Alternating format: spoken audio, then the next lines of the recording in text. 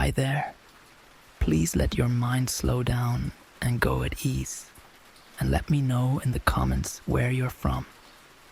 Also, what's your best tip for a peaceful night's sleep and keeping a calm mind? Whether it's a relaxing bedtime ritual, a favorite book, or a mindfulness practice, your advice could be just what someone needs.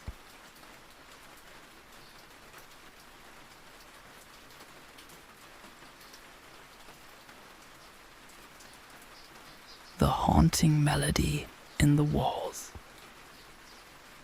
It was a quiet evening in my apartment, and I was practicing guitar, preparing for an upcoming gig.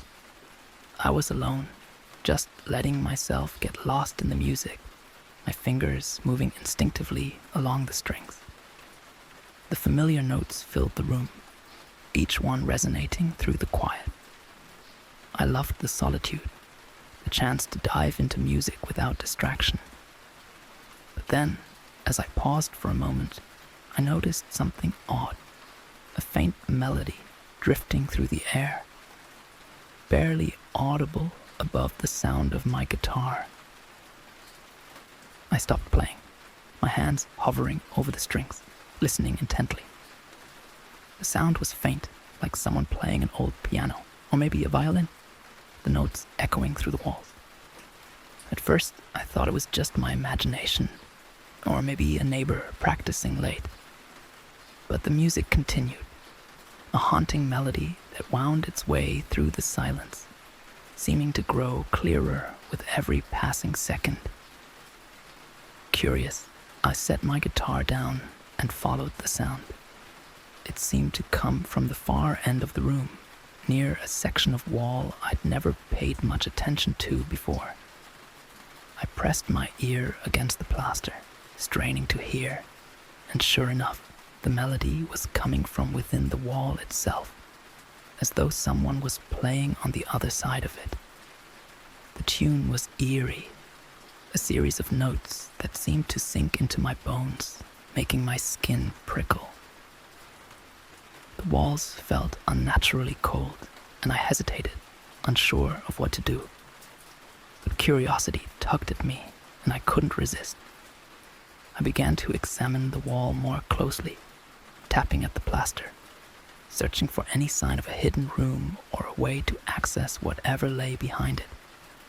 After a few minutes, I found a loose panel near the floor, a faint seam barely visible in the dim light. Taking a deep breath, I pried it open. The panel gave way, revealing a narrow doorway that led into a small, dimly lit room. I squeezed through the opening, my heart pounding as I stepped into the strange space. It was like stepping into another world, a forgotten part of the building hidden away for who knows how long. Dust motes floated in the faint light, and the air was thick with the scent of mildew and something else, something metallic and faintly sharp. The room was filled with musical instruments, pianos, violins, cellos, and others I couldn't even name. They were old, their wooden frames cracked and covered in dust, but they looked like they had been arranged with care, each one facing a large, worn piano at the center of the room. And there, seated at the piano, was a figure, a translucent, ghostly form, its back to me as it played. The melody flowed from its fingers, haunting and hypnotic, each note sending a chill down my spine. The figure's movements were slow, deliberate, as though lost in its own world, completely unaware of my presence. I stood frozen, unable to tear my gaze away, my mind struggling to process what I was seeing. The figure's outline was faint, almost mist-like, its features blurred and indistinct. I could see the vague shape of a head, shoulders, hands moving over the keys, but nothing else. It was like watching a memory, a fragment of something long gone, yet somehow still alive. The music filled the room, wrapping around me, pulling me in, and I felt an overwhelming sadness settle over me, a weight pressing down on my chest. It was as if the melody held some ancient sorrow, a grief that echoed through the walls, reaching out from another time. But as I continued to watch, the music took on a darker tone. The notes became more discordant, harsh, and I felt a growing sense of unease, like something was shifting in the air, something that was turning its attention toward me. The figure's movements grew slower, more deliberate, and I realized with a chill that it was no longer lost in the music. It was aware of me. The ghostly figure stopped playing, its hands resting on the keys, frozen in place. Slowly it turned, and though its features were blurred, I could feel its gaze locking onto mine, cold and empty. A shiver ran through me as I took a step back, the room seeming to grow darker, the shadows deepening around us. We stared at each other for what felt like an eternity, my heart pounding as the silence thickened. The weight of its gaze was unbearable, like it was looking straight into my soul, stripping away every defense. I wanted to run, to break free from the trance that held me, but I couldn't move, couldn't tear myself away. Then, without warning, the figure vanished. One moment it was there, and the next it was gone, leaving only the cold, empty room and the silent instruments around me. The air felt heavy, charged with something dark and lingering, and I stumbled backward, nearly tripping over the threshold as I backed out of the room. I raced back to my apartment, slamming the panel shut behind me, my hands shaking as I leaned against the wall, gasping for breath. My heart was pounding, my mind reeling with what I'd seen, and I couldn't shake the feeling that something had followed me, that some part of that ghostly presence had latched onto me, lingering in the shadows. For weeks afterward, I avoided that side of the apartment, unable to shake the memory of that haunting melody and the figure's hollow gaze. At night, I would hear faint strains of music drifting through the walls, the same melody echoing in the darkness, as if calling to me, beckoning me to return. I tried to ignore it, tried to convince myself that it was just my imagination, that I had hallucinated the entire thing. But no matter how hard I tried, I couldn't shake the feeling that I had opened something that should have stayed hidden, that I had awakened something dark and ancient that now watched me from the shadows. Even now, long after I moved out, I can still hear the faint notes of that melody in my mind, the haunting refrain playing over and over, a constant reminder of the figure waiting in the walls and the darkness that I will never fully escape. Let me know if you'd like me to continue with the next story, or if there are any specific adjustments you'd like. The Diner Special. I was on assignment, traveling through the Deep South, stopping at roadside diners to sample their dishes for a food column. It was a job that usually filled me with excitement, the thrill of trying new flavors, finding hidden culinary gems tucked away in small towns. That day, I had driven for hours, my GPS leading me through winding back roads, and just as dusk settled, I spotted a diner with a faded sign swinging gently in the evening breeze. The place was tucked off the main road, the kind of establishment that looked like it hadn't seen a remodel in decades. Its neon sign flickered weakly, casting an eerie greenish glow on the gravel parking lot. I felt a strange prickling at the back of my neck as I approached, but I brushed it off, chalking it up to road weariness and hunger. When I walked inside, I was struck by an overpowering smell, thick and heavy, a mixture of grease, spices, and something else, something metallic and almost decayed. The few patrons hunched over their plates gave me furtive glances, their eyes shifting back to their food as soon as they noticed me watching.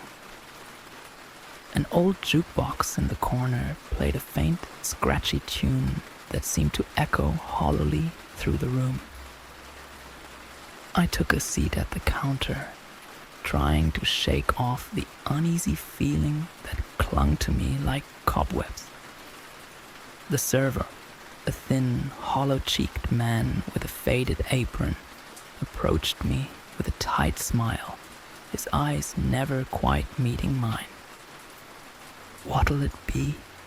he asked, his voice gravelly and low. I scanned the chalkboard on the wall, which listed only one item, the daily special.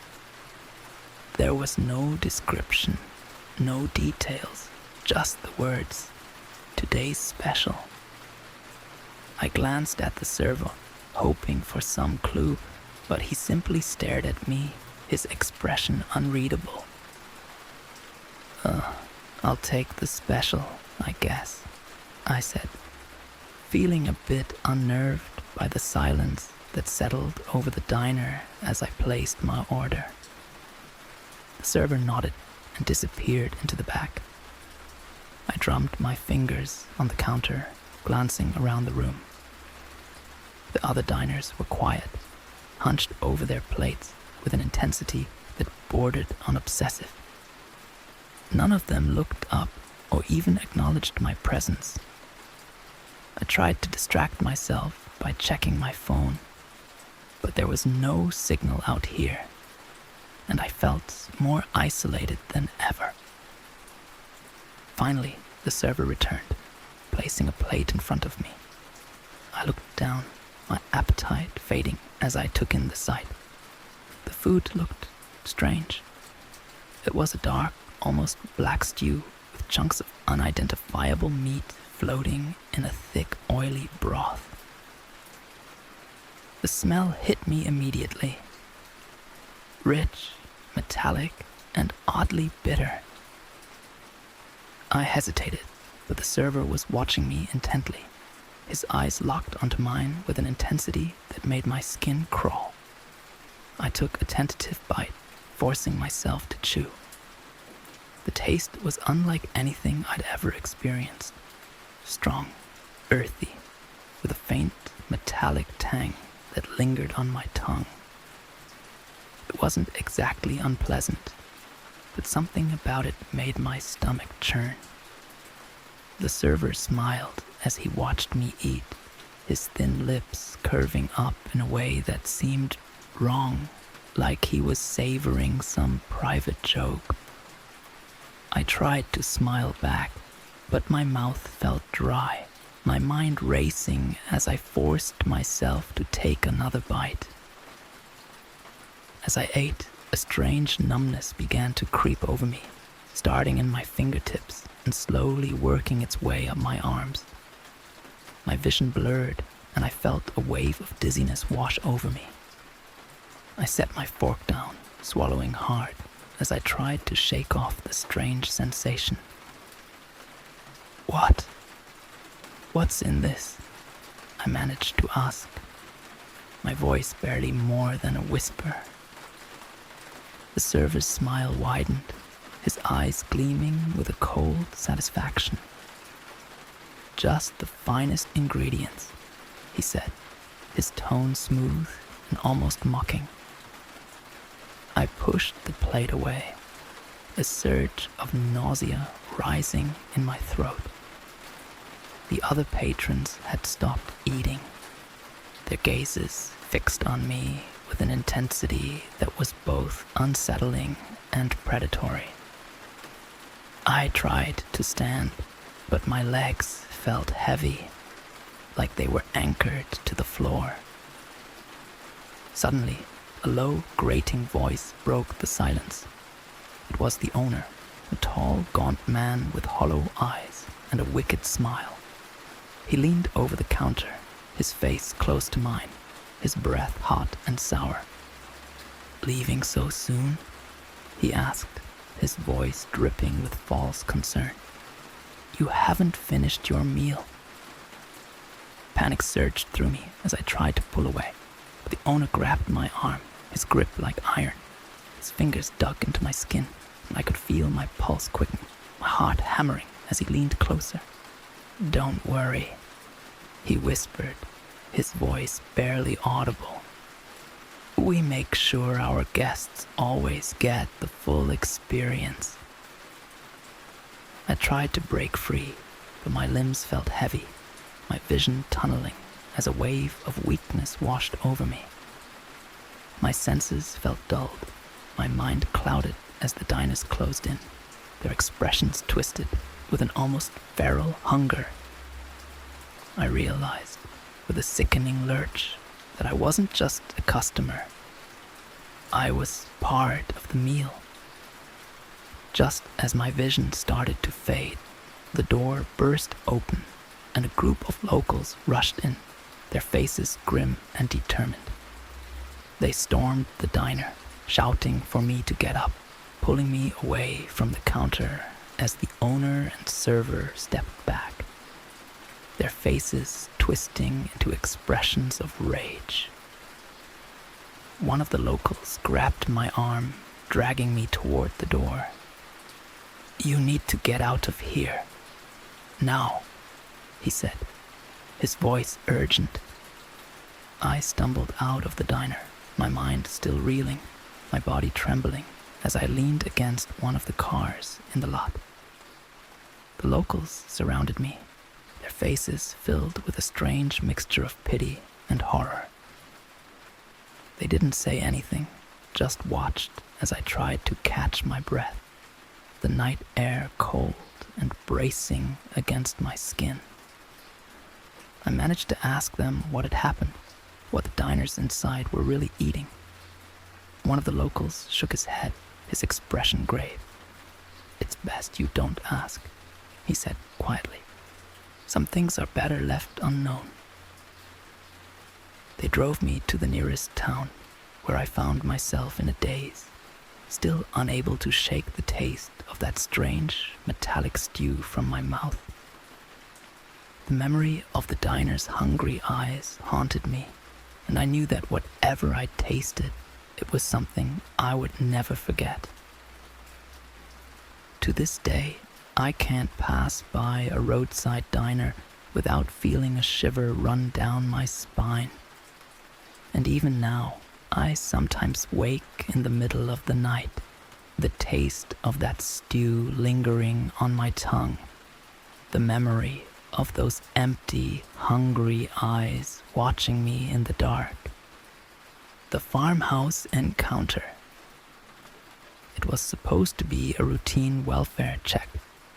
As a social worker, I'd handled countless cases in isolated rural areas, but something felt different this time. I had been assigned to visit a family out in the country, a call that had come in as urgent, though the details were vague. The drive was long, the road winding deeper and deeper into the woods, taking me further from the familiar city lights and safety. By the time I arrived, dusk had fallen, casting a grim, dim light over the landscape. The farmhouse came into view, an old structure nestled among sprawling fields. There was an eerie stillness to the place, a quiet that hung heavy in the air. As I pulled into the driveway, I felt a chill, an instinctual wariness settling in. The farmhouse looked abandoned, windows dark and lifeless, the front door swinging slightly in the breeze. Stepping out of my car, I glanced around, noting signs of a struggle. Furniture was overturned on the porch, and what looked like a faint smear of dried blood stained one of the wooden beams. I hesitated, my heart beginning to race as I considered going back to the car and calling for backup. But I pushed the thought aside, reminding myself that I was here to help. "Hello," I called, my voice breaking the silence. Only the echo of my words answered back, fading into the vast emptiness surrounding the farmhouse. I took a deep breath and cautiously approached the door, the wood creaking as I pushed it open. The interior was dark, the air thick with the smell of dust and something else, something metallic and sour. I took a few steps inside, my footsteps echoing in the vast, empty silence. The place looked as though it had been ransacked. Furniture lay scattered, drawers pulled open, and papers littered the floor. Every step I took seemed to stir up the dust, sending it swirling in the dim light from the single flickering bulb that hung in the hallway. I called out again, my voice softer this time, wary of what or who might be lurking in the shadows. Silence answered once more, but then I heard it, a faint sound, barely audible, like someone sobbing. My blood ran cold, and I froze, straining to listen. The sound seemed to be coming from upstairs, the soft, pitiful cries drifting down from the darkened staircase. With every step, the creaking of the old wooden stairs seemed to echo louder, the sound amplifying the eerie quiet that surrounded me. My heart pounded as I climbed, and the cries grew louder, more distinct. I reached the landing and followed the sound to a small bedroom at the end of the hall. I pushed the door open slowly, and there, huddled in the corner, was a young girl. Her face was streaked with tears, her eyes wide with fear. She looked up as I entered, her expression a mixture of relief and terror. I took a step forward, speaking to her in a soothing tone, trying to calm her. "What happened here?" I asked softly, crouching down to her level. But she only shook her head, too frightened to speak, her gaze darting nervously toward the door as if she expected someone to burst in at any moment. I felt a surge of protectiveness, a need to get her out of this nightmare, and I reached out, gently taking her hand. "It's okay," I whispered. "I'm here to help. We're going to get out of here." But as I helped her to her feet, a sound echoed from downstairs, a low, deliberate creak, like someone stepping across the floor. My breath caught, and I felt a surge of dread. I squeezed the girl's hand tighter, motioning for her to stay quiet. Together, we backed toward the window, my eyes fixed on the open doorway, half expecting to see a shadowy figure appear. The footsteps grew louder, ascending the stairs, each creak sending a wave of terror through me. Whoever was coming was taking their time, each step slow and deliberate, as though savoring the fear that gripped us. I glanced around the room, my mind racing. There was no way out except the window, but we were on the second floor, too high for a safe jump. The girl clung to me, trembling, her wide eyes filled with silent pleas for help.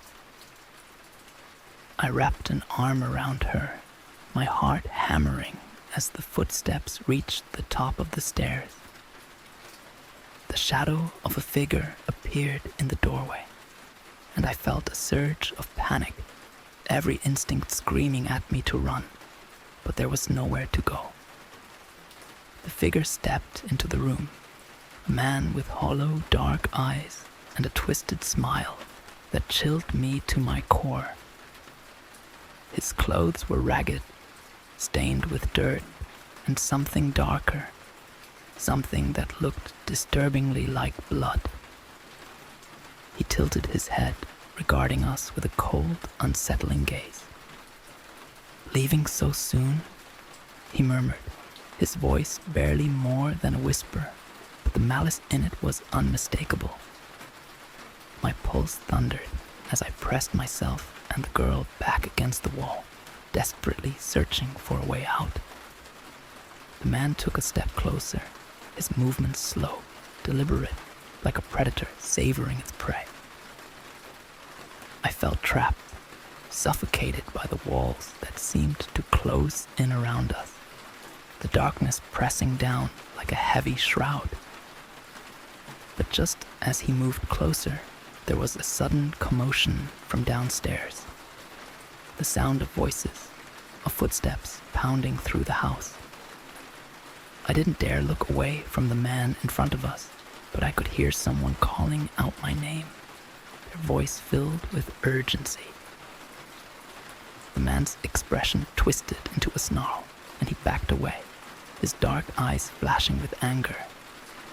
He shot me a final furious look before turning and disappearing down the hallway, his footsteps retreating into the shadows. A moment later, 2 police officers appeared in the doorway, their flashlights illuminating the room.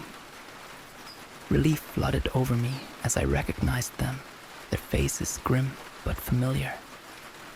They rushed over, helping us out of the room and down the stairs, their voices calm and reassuring. As we made our way outside, I glanced back at the farmhouse, half expecting to see the man's face in one of the windows, watching us leave. But the house was dark, silent, as though it had swallowed him up, leaving no trace of the horror that had unfolded within its walls. The girl clung to me as we walked to the waiting police car, her small body trembling against mine. I held her close, whispering words of comfort, but inside I felt shaken to my core, haunted by the man's twisted smile and the cold, empty darkness of that farmhouse. I later learned that the farmhouse had a dark history, one that locals spoke of in hushed tones. The family that had once lived there had vanished under mysterious circumstances, and rumors of strange happenings had kept people away for years. The farmhouse had become a ghost story, a place avoided by those who knew better. And now I understand why. That night, as I lay in bed, trying to erase the memory of the man's cold eyes and the girl's terrified face, I realized that some places are marked by darkness, cursed to remain haunted, their secrets buried in shadow. And no matter how far I run, I know I'll never forget that farmhouse, or the feeling of being trapped, helpless, as the darkness closed in, the roadblock. It was a quiet night, the kind of peaceful evening where the road seemed to stretch on forever, empty and endless under the pale glow of the moon. My girlfriend and I were driving home from a weekend getaway, the car's engine humming steadily as we passed through empty stretches of country highway.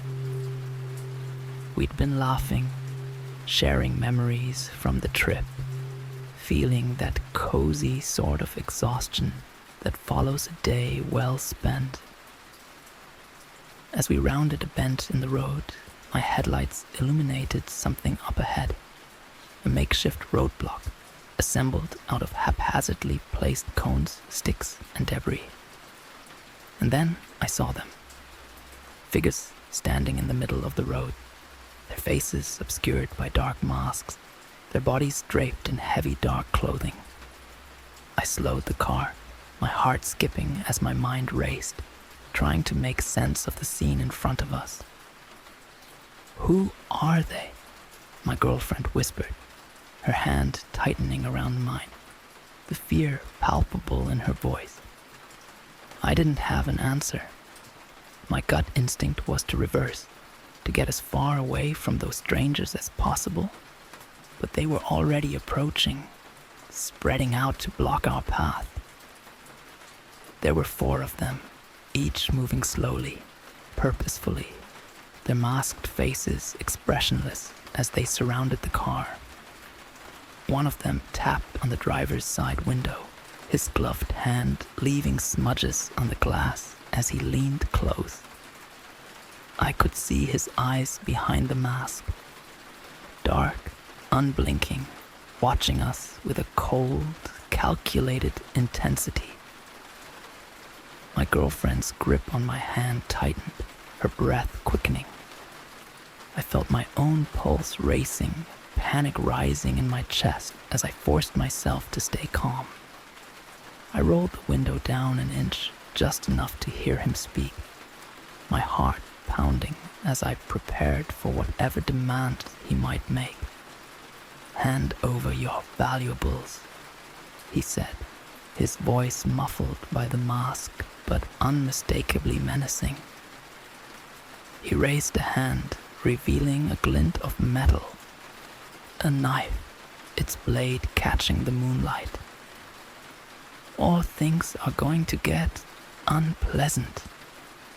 I felt a surge of dread, my mind scrambling for a way out. We were alone, miles from the nearest town, with no one around to help. The other figures loomed closer, their shadows stretching across the car, trapping us in a ring of silent menace. With trembling hands, I reached for my wallet, fumbling as I handed it over.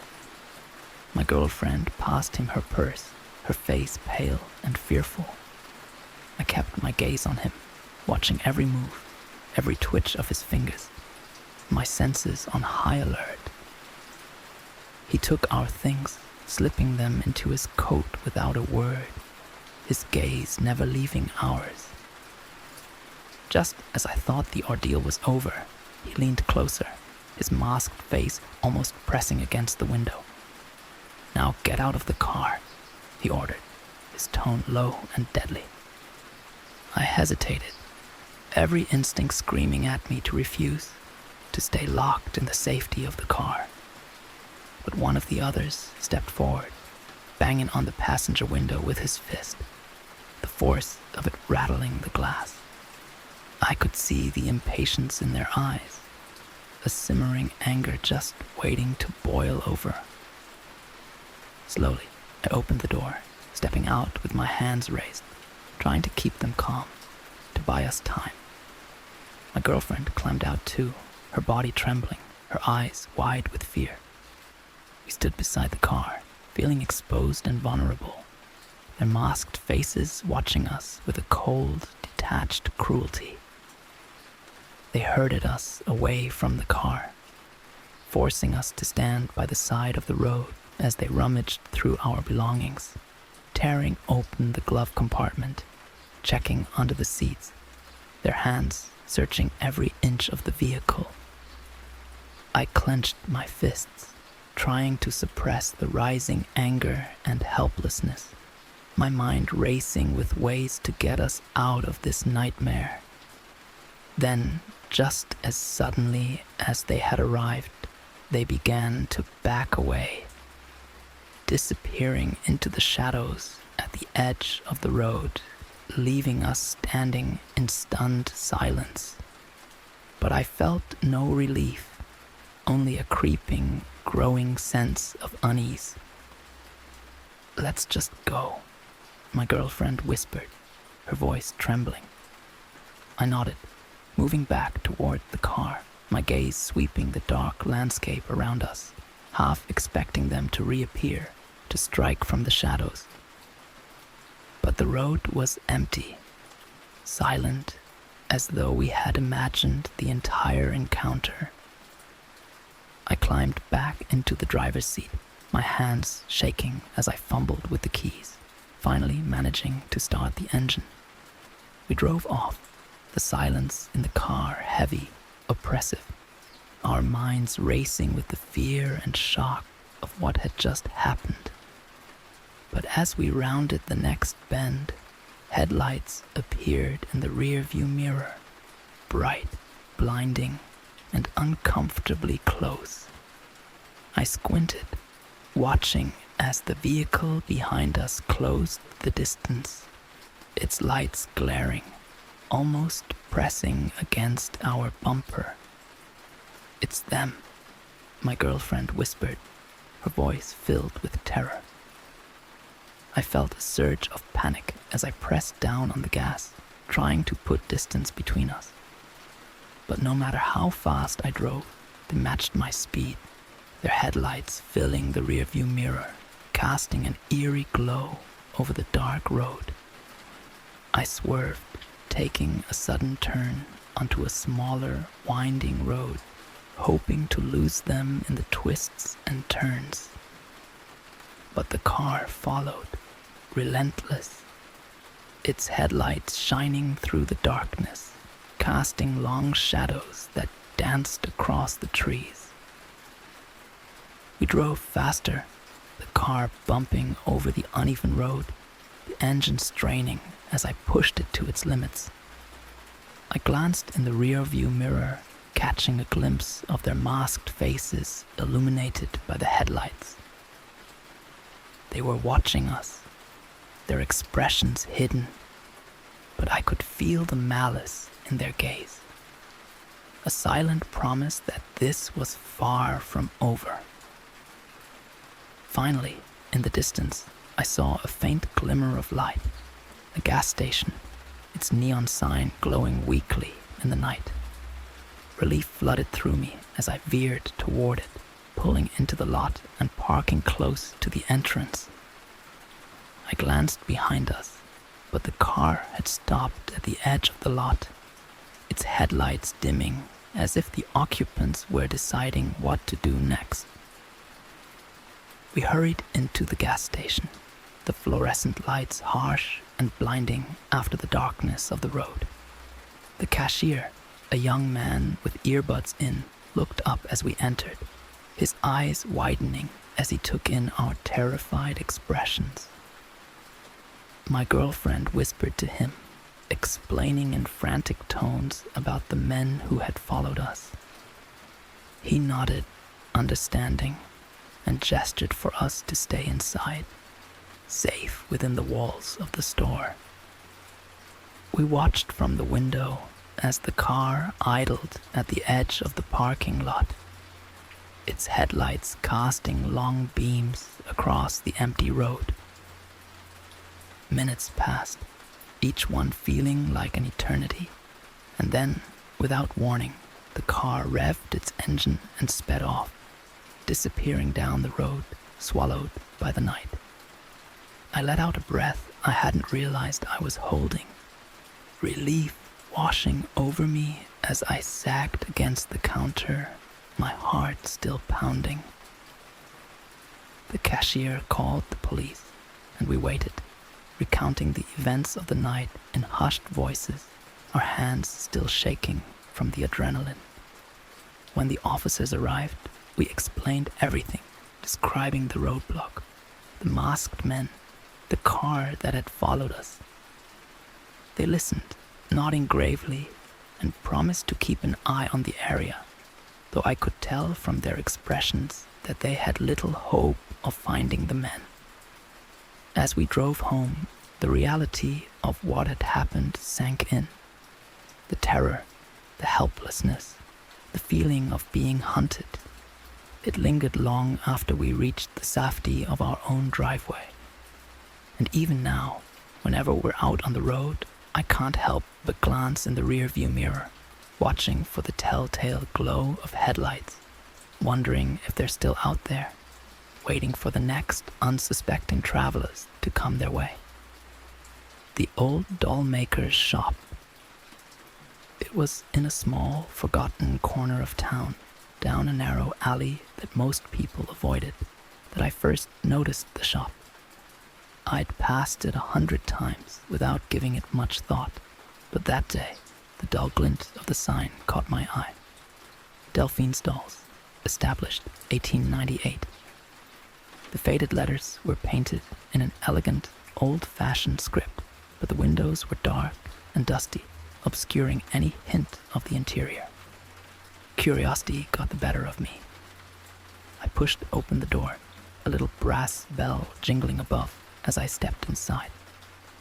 The scent hit me immediately, a strange, stale smell, tinged with hints of wood, varnish, and something sweet, like decayed flowers.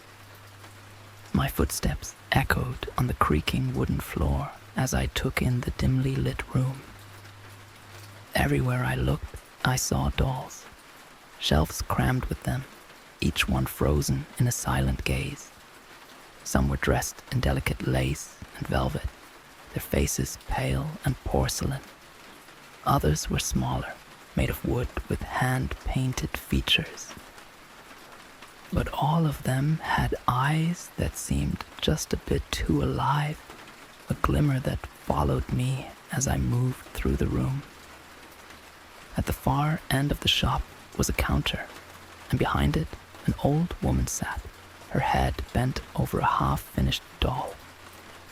She wore a faded, moth-eaten shawl, her gray hair pulled back in a tight bun, and her hands moved with meticulous precision, stitching tiny details into the doll's face. She looked up as I approached, her eyes dark and sharp, almost as if she could see straight into me. "Can I help you?" she asked, her voice raspy but clear. I stammered, feeling oddly flustered, as though I were intruding on something private. "Oh, I was just looking around," I managed, glancing at the shelves of dolls that filled every corner of the room. She nodded slowly, her gaze unwavering. "I see. Not many visitors come here anymore. Most people think dolls are a thing of the past." Her tone held a strange sadness, a weight that seemed almost tangible. I glanced around, my eyes drawn to a particularly lifelike doll on the highest shelf, a small girl with a soft expression and eyes that seemed to glitter in the dim light. "Your dolls are beautiful," I said, not sure what else to say. The woman smiled, but it didn't reach her eyes. "Thank you. Each one is special, unique." She gestured to the rows of dolls, her fingers trembling slightly. "They all have a story, you know." "Do they?" I asked, feeling an uncomfortable shiver run through me. She nodded, her gaze drifting to the doll she was working on. Each doll captures something of its owner's essence. A doll is never truly empty. It carries memories, emotions, fragments of a soul. Her voice was soft, almost a whisper, as if she were sharing a secret meant only for me. I laughed nervously, unsure if she was joking or if her words held some deeper, unsettling truth. But something about the way she spoke, so calm, so certain, sent a chill down my spine. "Would you like to see how it's done?" she asked, her eyes gleaming with a strange intensity. I hesitated, but the pull of curiosity was too strong to resist. I nodded, stepping closer as she gestured for me to stand beside her. With slow, practiced movements, she began to assemble the doll, fitting together its tiny limbs, smoothing out the fabric of its dress, and carefully painting its face. I watched, mesmerized, as she breathed life into the tiny figure, her hands moving with a precision that was almost hypnotic. As she added the finishing touches, she murmured softly, her words too faint to hear, like a strange chant or prayer. "There," she said, stepping back to admire her work. The doll lay in her hands, its eyes closed, its tiny mouth curved in a serene smile. But as I watched, the doll's eyelids flickered open, revealing eyes that seemed to glisten, almost as if they were wet. The sight made my stomach twist. She held the doll out to me, her expression unreadable. "Would you like to hold her?" she asked, her voice soft, coaxing. I hesitated, feeling an instinctual urge to refuse, but something compelled me to take it. As I wrapped my hands around the doll, I felt a strange warmth radiating from it, a heat that seeped into my skin, filling me with a sensation that was both comforting and wrong. The doll's face seemed to shift, just slightly, its expression softening as though it recognized me, as though it understood. A strange dizziness washed over me, and for a moment I felt as if I were slipping into the doll, like my consciousness was merging with it, blending into the tiny painted face.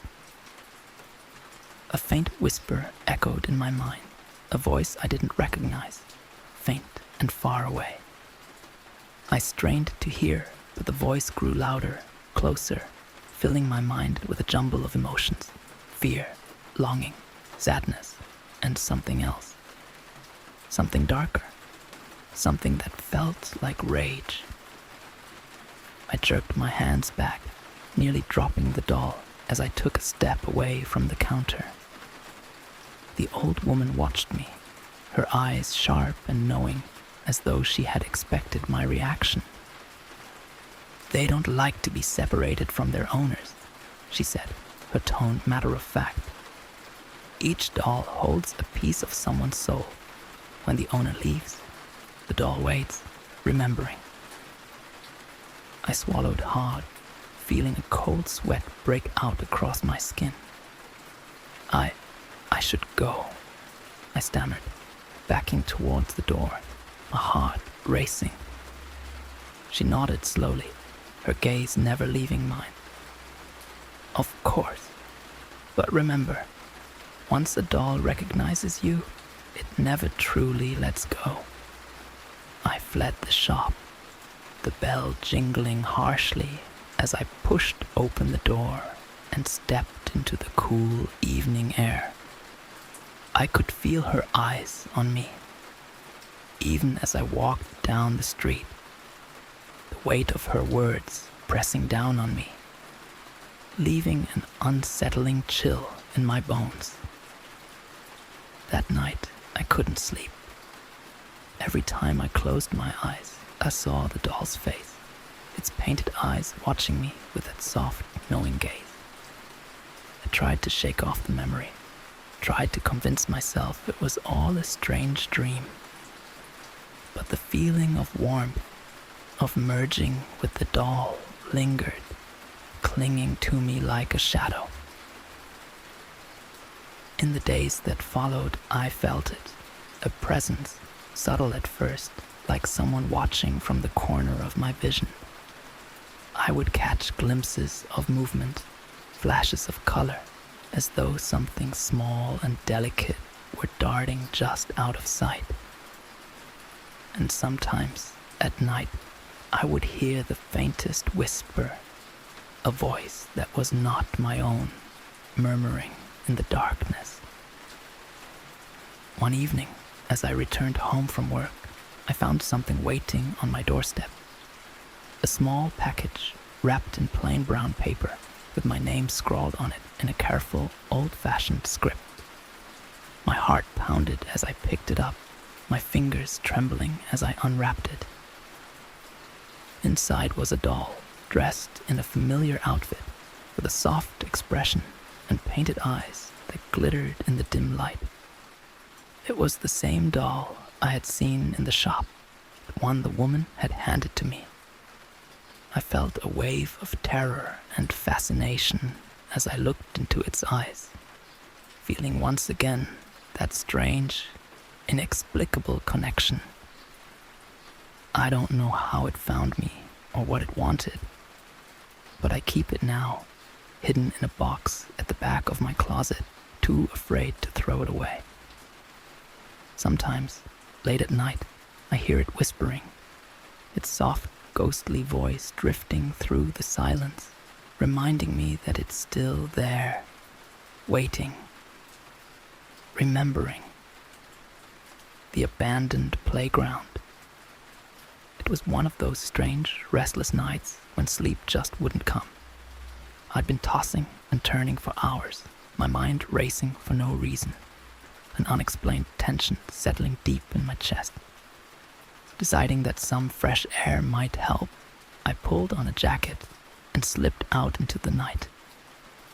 My neighborhood was eerily quiet at that hour, the streetlights casting long shadows across the empty sidewalks. I wandered aimlessly, letting my feet carry me down streets and around corners until I found myself near an old, abandoned playground. It had been closed off years ago, a relic from the past with rusty swings and a faded slide hidden behind a tall chain-link fence. But as I approached, I noticed something strange. A faint, bluish glow coming from within the playground. Intrigued, I walked closer, pressing my face against the cold metal fence to get a better look. The glow was coming from the merry-go-round, which was slowly spinning, though there was no breeze and no one in sight. I felt a strange pull, an urge to get closer, to see what was causing this mysterious light. Almost in a trance, I found a gap in the fence where the chain link had been pulled back, just wide enough for me to squeeze through. I stepped into the playground, the ground soft and damp under my feet as I approached the merry-go-round. The glow was brighter now, casting an eerie light over the cracked pavement and broken equipment. As I reached out to touch the edge of the merry-go-round, I felt a sudden icy chill sweep over me, like a gust of wind that had no source. The metal was cold, freezing to the touch, and I felt my hand instinctively recoil. And then I heard it, a faint, high-pitched laughter drifting through the air like a distant echo. I turned, looking around, but the playground was empty, silent except for that strange, ghostly laugh. My heart pounded as I took a step back, my instincts screaming at me to leave.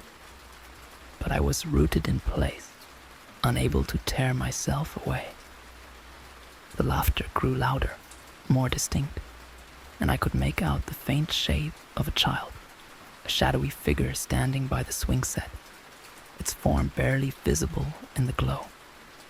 The child's face was obscured, but I could feel its gaze on me, an intense, penetrating stare that chilled me to the core. Suddenly, the merry-go-round began to spin faster, the creak of metal filling the air as it whirled in place. The shadowy child moved closer, its shape flickering like smoke, its laughter growing louder and more insistent. I stumbled backward, tripping over a loose board, my heart racing as the figure loomed over me, its laughter echoing in my ears. I scrambled to my feet, bolting for the gap in the fence, the laughter following me, mocking me as I ran. I didn't stop until I was back home, slamming the door shut and locking it behind me, my heart still pounding. To this day, I can't pass that playground without feeling that strange, eerie chill. The memory of that laughter haunting me in the silence of the night. The man in the mirror. It started as a trick of the eye. I'd be brushing my teeth or washing my face, and I'd catch a glimpse of movement in the mirror, a shadow flickering in the corner of my vision. Gone. as soon as I turned to look. I chalked it up to paranoia, an overactive imagination, but the feeling wouldn't go away. Every time I looked in the mirror, I felt watched. One night, as I stood in front of the mirror, I decided to confront the feeling head-on.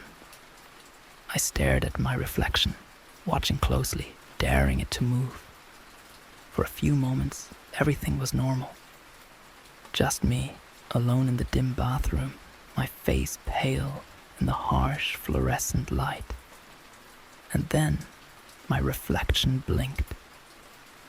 I froze, my mind struggling to process what I'd just seen. I hadn't blinked, had I? I tried to laugh it off, to convince myself it was nothing, but as I turned to leave, my reflection didn't move. It stayed where it was, watching me with an intensity that made my skin crawl. I turned back, heart pounding, and looked into the mirror again. My reflection was smiling, a slow, twisted grin that spread across its face, its eyes glinting with malevolent glee. I felt a surge of terror, my mind racing with questions, with fear, but I couldn't tear my gaze away. The reflection reached up, its hand pressing against the glass, fingers splayed as though it wanted to reach through, to break free. I stumbled backward, clutching the edge of the sink, my heart pounding as I watched my own face twist into something dark and hateful. I bolted from the bathroom, slamming the door shut behind me, and refused to look in a mirror for weeks. But even now, every time I catch my reflection, I can feel it watching, waiting, its twisted smile lurking just beneath the surface.